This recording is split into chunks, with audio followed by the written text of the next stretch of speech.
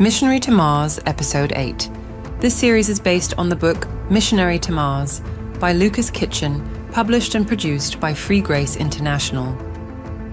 Last time on Missionary to Mars, Officer Bragg found himself under immense pressure as Admiral Strafe invaded his space, looking for his target. Despite the intimidation, Bragg cooperated, inadvertently revealing significant leads. Now let's return to Missionary to Mars. Chapter 8. Stowaway. Eustis had often imagined what his first trip into space might be like. He had envisioned watching the world shrink into a tiny blue marble. He had expected to be awestruck by the vastness of it all and anticipated sharing the moment with someone important, even special. He did not expect to be immediately shoved into a cold, lonely spaceship closet to spend his first hours in a real-life spacecraft in the dark. Enzo hid him in a lockup cabinet for spare EVA suits on the engineering deck. He had felt the engine's vibration and the growing inertia as the Scuttle pulled away from the docking port. Not knowing how long he would be hidden, he unclasped the only EVA suit from its hanger, folded it, and used it as a cushion, doing his best to get comfortable stuffed in the floor of the closet. He must have fallen asleep because the moments preceding the sound of footsteps were lost to memory. But he was alert now. He held his breath, hoping the footfalls were Enzo's. A rummaging sound issued from nearby. In the dark of the closet, Eustis imagined the big man, Rudwick, ripping the lockup hatch off its hinges and pulling him out of the closet by the hair. His vision of the scene changed immediately when he heard the voice. Comap! It was Captain Marianna's voice, a sweet blend of confidence and competence. Enzo, where is that 9-pin coupling unit? A pause followed, presumably as Enzo responded. I'm already in engineering. Just tell me where it is. Another pause followed. That's stupid. Why would I wait for you to come down here? I'm already here. Just tell me where... She sounded irritated now. No! Just... The sound of footsteps falling fast translated through the metal body of the ship. Someone was running. The sound changed as another voice came into audible range. It's in that drawer, Enzo said, his voice muffled by the hatch door. Eustis leaned toward the hatch door and pressed his ear against it to hear better. What's wrong with you, kid? You ran all the way down here to point at that drawer. Why didn't you just tell me? Under the weight of Eustis's leaning, the hatch door budged ever so slightly. He had forgotten Enzo had left it unlatched to avoid suffocating its contents. The conversation on the other side of the door stopped abruptly. Eustis's breath caught in his throat, and his heart was racing. Probably just one of Rudwick's cats. His voice sounded nervous. Marianna didn't respond. 3 quick footfalls neared the hatch. Eustis leaned back as the hatch swung wide. A greenish light poured in. It took Eustis's eyes a moment to adjust. When they did, he was both pleased and horrified. He was pleased to be able to come out of the cramped closet and to receive a gust of relatively fresher air, although it smelled of fusion fuel. Most of all, he was pleased to see the gentle contours of Marianna's face once more.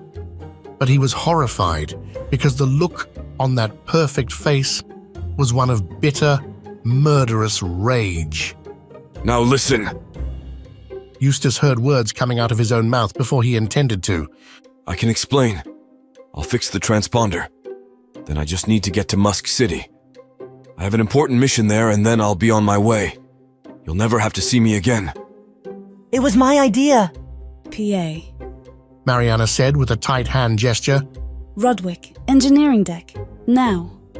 She paused but then thought to add, Bring Tiny. Enzo was chattering at breakneck speed, but Eustis closed his mouth and held eye contact with the captain. She did not break her icy stare. Over the sound of Enzo's prattle, bigger, louder footsteps echoed through the ship. A softer padding Eustis couldn't quite place accompanied the sound. Rudwick slid down the ladder and landed with his heavy boots on the decking. He was shirtless and carrying a plasma rifle. Without his shirt, the place where his mechanical arm met flesh was exposed. Down here, boy! Rudwick barked as he glanced upward. A blur of fur and teeth leaped down into the engineering compartment. It was a cat, but it must have been a genetically modified breed because it was as tall as Rudwick's hip. What be this cuss bladder doing aboard the Scuttle? Be he a castaway? No. I brought him on board. We need someone to fix— Shut it, kid. Marianna said in a grave, controlling voice. She had no need of shouting, for her calm was as frightening as the void outside the ship. It wasn't Enzo's fault. Eustis said with his hands in the air, but he had not yet stepped out of the lockup. I take full responsibility. Marianna kicked the hatch, sending it swinging into a closed position. We be in good conscience, blasting a bolt through his chest and committing his body to the dark. The word is conscience, you old goiter bag, and there's no need to kill him. I agree with Enzo. Eustis said through the hatch door. Shut up! He's right, you know. We are within our rights to space him. No. Not according to GovCorp Solitime Law, Chapter 17, Section 9, Clause 4. A stowaway is defined as a human person who acquires passage without the consent of crew. Blast your memory, voodoo boy. You hardly be crew. You be barely out of diapers. I don't care about Solitime Law. He's on my ship without my permission. That makes him a stowaway. He can fix our transponder. I can. Eustis added through the door. Shut up! But killing a stranger? Too many unknowns. He could be the chief imperial officer's son for all we know. That be bosh. But my point is that we don't know what we're dealing with here. Dealing with a man needs a killing. Rudwick was adamant, but Marianna ignored him. Isn't he in some kind of trouble? I'm sure it's no big deal. We've all had our scrapes. Maybe there be a reward for the scurvy cad. Enzo, check. Marianna commanded, kicking the lockup hatch. It swung open once again. Slug! Full name, now! I'd rather not. Rudwick stepped forward and pointed his plasma rifle at Eustis's head. His big cat hissed as he took the ominous stance. Give the name or I take off your face. He touched the barrel to the tip of Eustis's nose. Eustis Wade Grimes. Residence.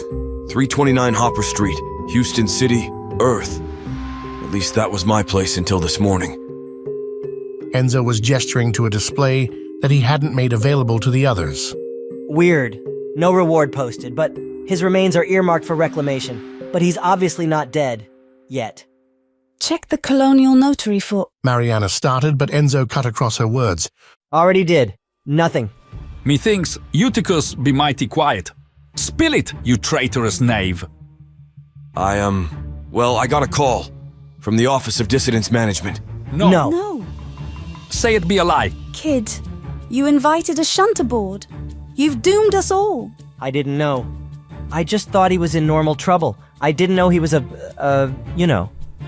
We drop his body in the cold of black and burn on as if nothing askew took we on board. No one be the wiser. Despite Rudwick's words, Marianna did not break her icy stare. We could turn him in. Eustis shot a glance at the kid. Could claim he came aboard without us knowing. Again, Marianna didn't look away. Her knowing stare was unflinching. Listen, I'm really sorry. I should have...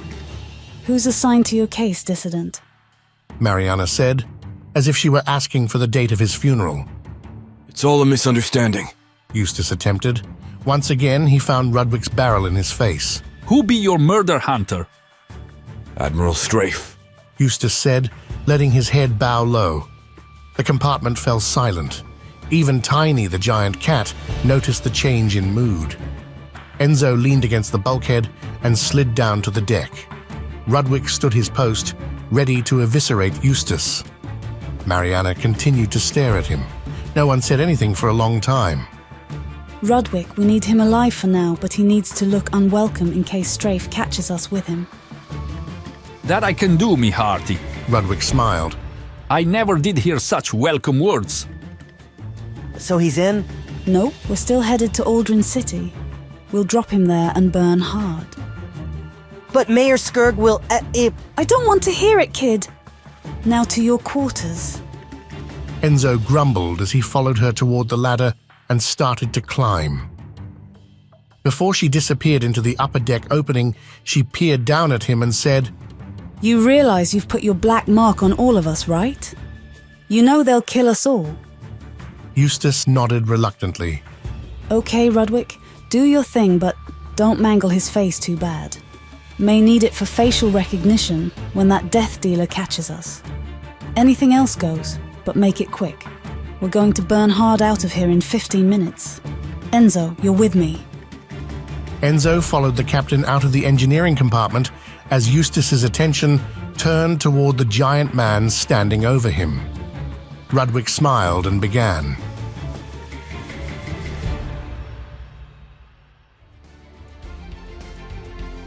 Next time on Missionary to Mars, Eustis is strapped in and bracing for the ship's next move. Will his newfound respect from Rudwick make any difference to his fate, and can he win over the skeptical Enzo?